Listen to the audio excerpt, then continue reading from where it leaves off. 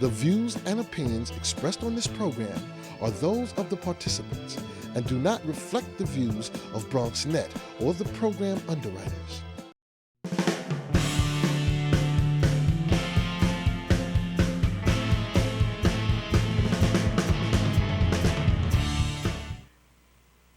Hello and welcome to Civics with Irving. I am your host and moderator, Javier E. Gomez. What is civics? What are your rights and duties as a citizen of your borough, your neighborhood, your city, your country? How do we find out about our rights and duties? What do we know? Or perhaps more importantly, what should we know and why? We will answer these and other questions about civics and how do civics may or may not affect your daily life. Irving has served his Riverdale community for well over 50 years, earning the nickname the Mr. Fix-It of Riverdale. He has committed his life to empowering others and encouraging civic and government participation. He is a professor, a historian, a playwright, and a highly respected community leader. Civics with Irving will answer all of your questions and hopefully inspire a few more. Irving, welcome. Thank you very much, Javier. You asked me, what is civics? Civics is largely the study and practice of how our country and our government works. You have to include law, regulations, elections, local stuff. If you know a lot about our government, you get more out of it. I can assure you that's why we're here. Now, are civics tied to our Constitution? Our Constitution, which is the supreme law of our land, was written over 200 years ago, and it was devised by a number of people from all the states at the time to make it possible for us to govern with civility and to think in terms of how we might progress, and I hope how we will all improve ourselves and improve our government. Our Constitution is a remarkable document, and I will talk about that a little later. Now, before the Constitution, Irving, what was there before? Before that, we had the colonies, mostly from England, and because they felt that that was not the kind of country they wanted, and they didn't want that country to govern us, the Declaration of Independence was crafted by a fine young man from Virginia, tall, red-haired, brilliant. They said, Tom, sit down and write us a declaration. And that became the origin of our interest in continuing government. And what was the problem with that article, with that confederation? Why did we need a new document? We needed a new document because there was nothing there before. We did not want to accept the British rule, and so they devised the first document, which was, as I think all of you know, Declaration of Rights, and that did not pass. It did not pass. It was the real problem at that time, and I'll discuss it later, was to what extent we give rights, privileges, and authority to the various colonies, the states, and to what extent we should have a central government. The Constitution established the central government idea, but not alone, as I'll tell you. Now, what does the Constitution say? Constitution, as I said a moment ago, is the supreme law of the land, but it makes adequate provision for the rights of the states and the people to decide what they want to do. The Constitution provides, among other things, a way in which it can change. Those changes we call the amendments, and we have had a number of amendments over the last 200 years. Those amendments have the same purpose that you would expect living in your own family, living in your own world. It takes into account what's going on today. It's current, and it's intended to take care of current situations. So, Irving, is the Constitution the same as the Bill of Rights? No. When in the original Constitution, there was no Bill of Rights. The Bill of Rights came about because the Constitution provided for an amendment, and the Bill of Rights were the first set of amendments. Interestingly enough, a number of the states were very reluctant to sign the Constitution because it did not include the kind of freedom and liberty that they felt it should include. The Bill of Rights was passed 2 years after the Constitution to bring to the attention and to the states and to the people their rights and privileges, which we now call the Bill of Rights. So basically, Irving, to make sure I got it, the Constitution was enacted, but there were some rights that were missing. That's and correct. Therefore, the Bill of Rights, the Constitution was amended, and that became the Bill of Rights. Exactly. Which added extra liberties and privileges. Right, right. And what are some of those rights that were granted? Yes. The first 10 amendments, which are called the Bill of Rights, incidentally, there were originally 12. And the last one, although it was written in 1787, was passed in 1992 because there was, at that time, there was no statute of limitations. You could take as long as you want. But to get back to the first 10 amendments, which we call the Bill of Rights, the most important, and put it first, was the Freedom Amendment: free speech, free religion, free right to assembly, right to petition. And those major rights was what the people wanted, and that's why we have the Bill of Rights. But there are others, of course. And what we're talking about today is the Second Amendment, the right to bear arms. We can talk about that. And there are other rights too. Irving, why should we know? You should write it. Frankly, I think you should know them all. But the most important ones in the Bill of Rights, not getting to amendments later, are the right to bear arms, the right to free speech, the right to avoid pressure, the right not to have, by which I mean that you have a Fifth Amendment so you can be silent. You have the right not to have soldiers in your homes. So it includes, although it doesn't use the word privacy, it is the basis for your ability and right to be safe in your own home. Then there are other rights, which I think, if you look at your book, but those are the main rights that I think most people are concerned about. Later on, other amendments, which we will discuss, such as the Civil Rights Amendment, the right for women to vote, the right of young people, and so on. But they came later. Yes, everyone, Irving has brought us copies of the Constitution of the United States of America, and this is at the top of his reading list. It's everyone's assignment to go out and check it out. Irving, how can we get these copies? Well, there are two ways. I think that we can arrange for the American Bar Association, American Civil Rights Association. There are a number of organizations that like to distribute those, and if they'll get back to us, we'll make sure that they get them. Fantastic, and the color is merely ornamental. It doesn't have any kind of meaning at all. Now, I understand the Constitution, the actual document itself, and the Bill of Rights, for people who want to take it an extra step, it's on display in Washington? You can Yes, still they see will, it. yes. Well, that's because of the fact that we have a 225th anniversary of the Bill of Rights, of the Constitution, and there have been a number of activities to remind us of the fact that this is the basis for our government and the basis for our rights and our privileges and our ability to go forward. We need to take a break, but when we return, let's see what correspondent Vince Bracey found out from our very own Bronx community. Don't go away. Civics with Irving. We'll be right back.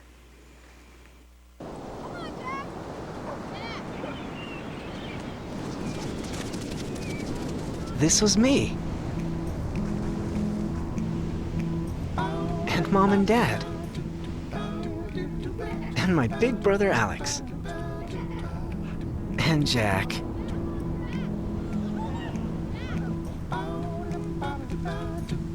And this was the day that I learned that sandals get their name from sand. That jellyfish aren't made of jelly. That stars don't just come from the sky.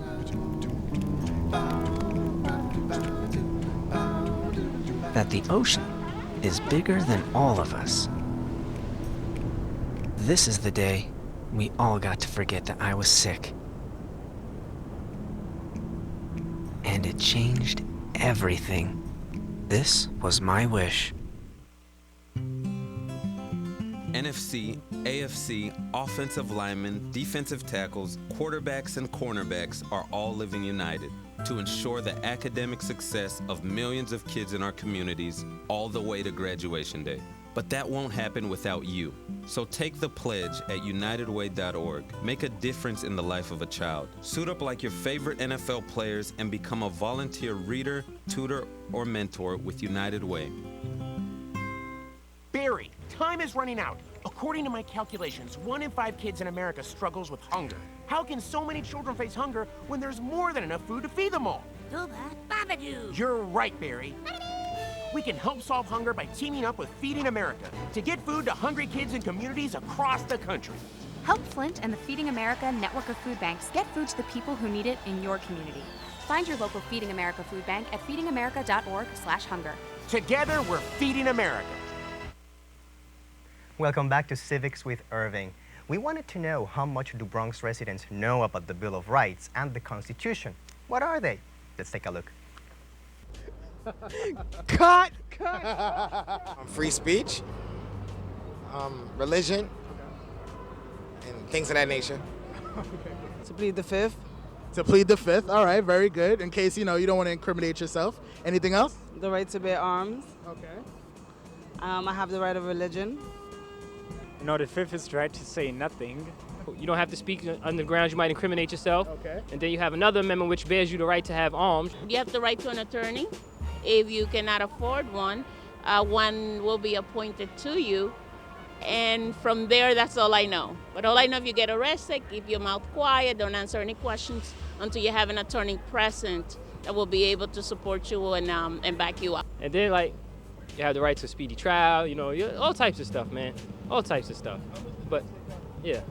That's the only two I remember right now. You kind of put me on the spot. What is the Constitution of the United States of America?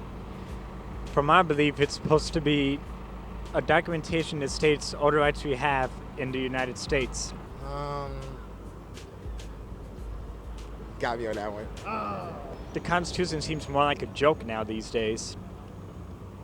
Like freedom of speech, freedom of religion. When have you ever had that? I would suggest that we educate ourselves as black people, not only as black people, but as people, period, to know these things, because life without knowing these things can be very difficult and unfair. I don't really know all that many amendments other than freedom of speech and religion and such. So I'm gonna have to plead the fifth on that because I don't know much. And here we have on set joining us correspondent Vince Bracy, who can tell us a little bit about that experiment. Yes. What did you do? You went out on the street. Where did you go? You were asking Bronxites about what did they know and how do you feel about afterwards? Yes. Well, went out to Fordham Road with the camera, and a lot of Bronxites, I guess they pretty much, like I said, had a pop quiz on their rights. And it was interesting to see how many people couldn't remember what they learned in social studies class, in middle school and even high school, U.S. history and stuff like that. It was very cool. Someone told you the Constitution was the 10 Commandments? Yes. I think I just caught her off guard. Now, Irving, how much of a serious problem is this? I mean, do people really don't know? Have we forgotten about this? If I may answer, in my opinion, it's a very serious problem. Our former Supreme Court Justice Sandra Day O'Connor, now in Arizona, wrote, spoke, argued for, protested about the fact that at the present time, our schools are not teaching civics, not teaching social service, not teaching about the government, not teaching how to proceed. And she wrote a paper called Why Children Flunk. Her purpose was to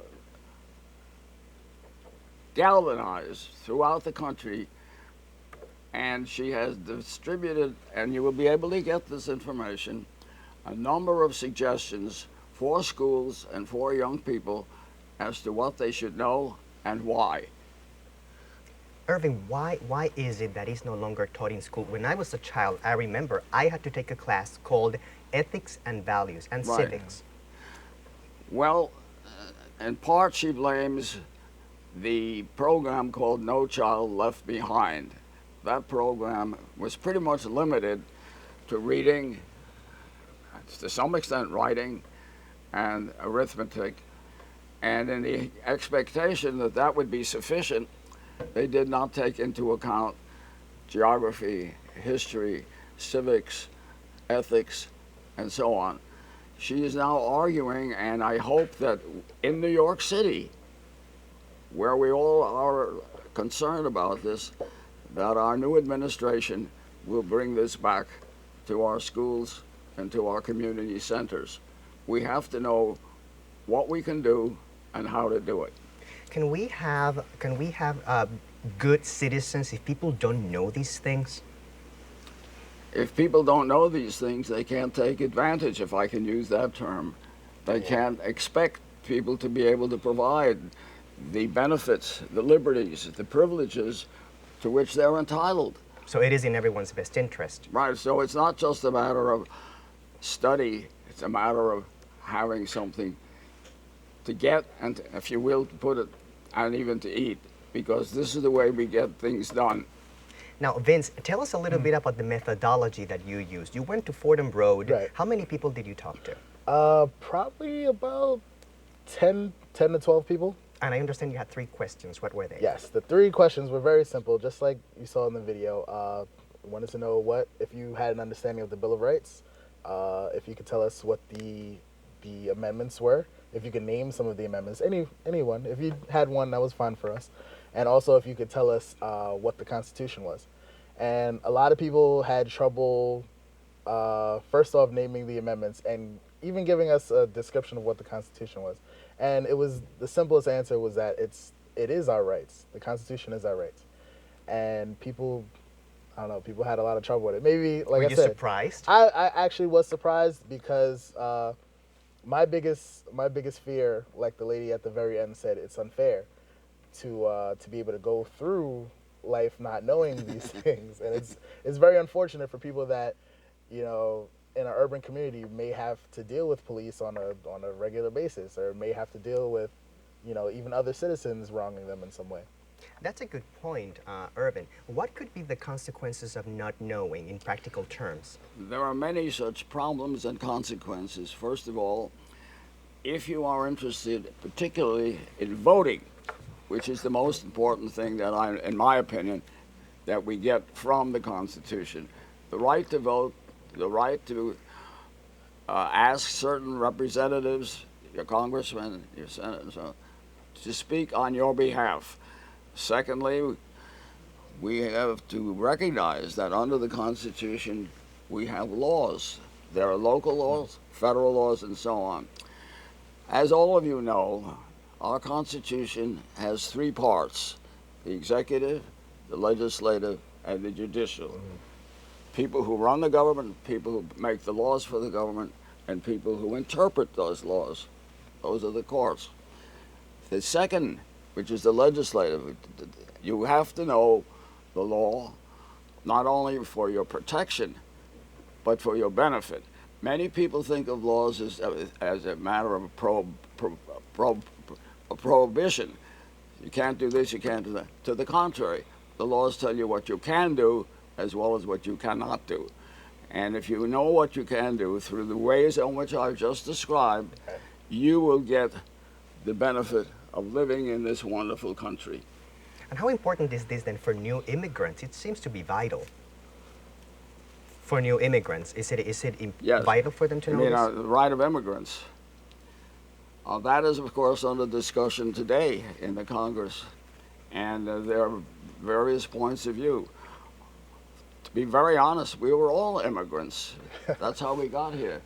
So it doesn't strike me as appropriate, if nothing else, to take any kind of umbrage or or complain about people coming in to take things away from us.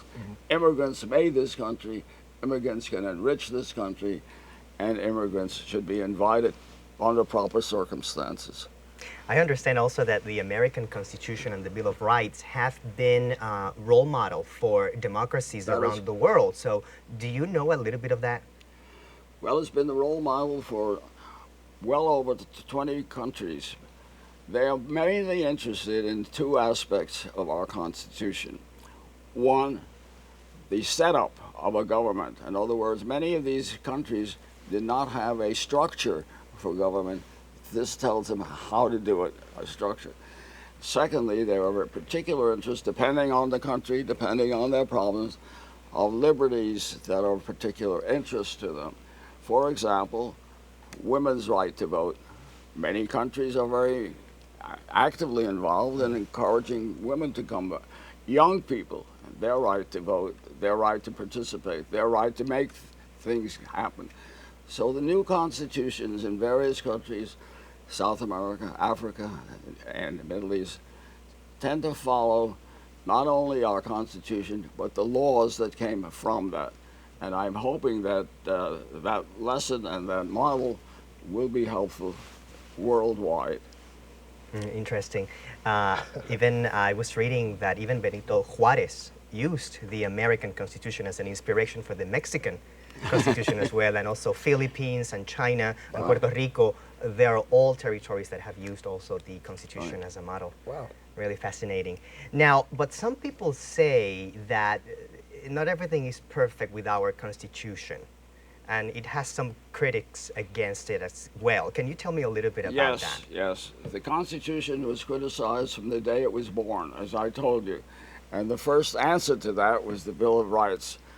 And since that time, that's been amended 16 times. Incidentally, one of the amendments was repealed. You may recall that we prohibited liquor from import and so on. Right. That didn't work. So the 2 or 3 amendments later, that was repealed. So that not only do we have pluses, but we also have some minuses in the amendments. Now, as to your question as to whether or not there are continued criticism, I would tell you something. There have been well over 300 recommended amendments. Wow.